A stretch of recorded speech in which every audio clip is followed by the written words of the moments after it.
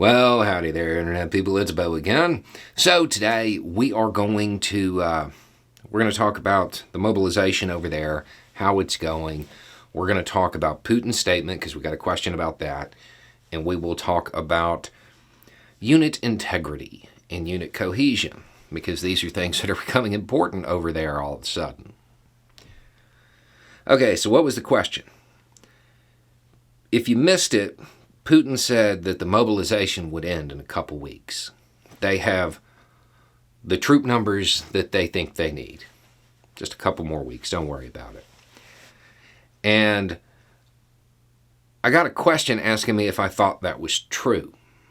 Well, do I think it's going to be over in a couple of weeks? No. But if you take Putin's whole statement, then it becomes true.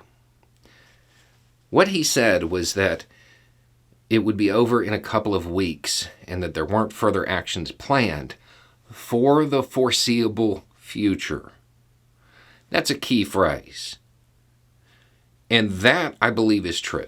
Because if there is one thing that we have learned about Russian command from this little excursion, is that they can't foresee nightfall. 2 weeks out? I mean, that's a long-term strategic planning for them at this point. So, yes, for the foreseeable future, it's probably it. But the foreseeable future ends before his 2-week grace period.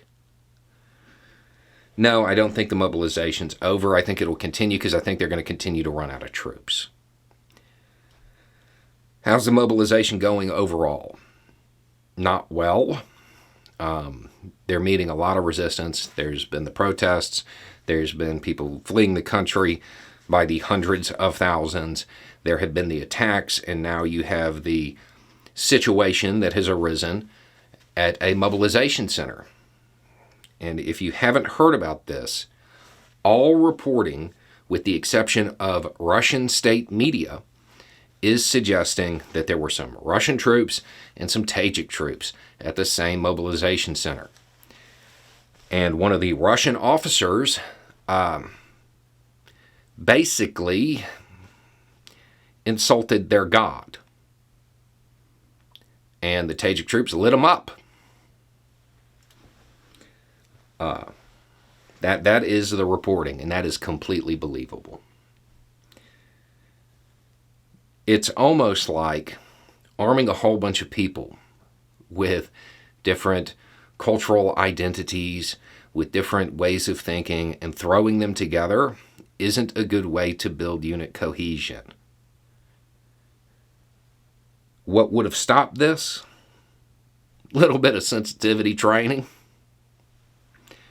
When you hear Republicans talk about how the military is becoming woke, and they want that hyper-masculine military, that hyper-masculine military exists. It's that steaming pile of failure over there in Russia. This type of thing, much more unlikely with the U.S. Why? Because the second those Tajik sergeants went and washed up after somebody insulted their god, the American troops would have known what's up. The whole point of being woke is so they don't catch you while you're sleeping. Anyway, it's just a thought. Y'all have a good day.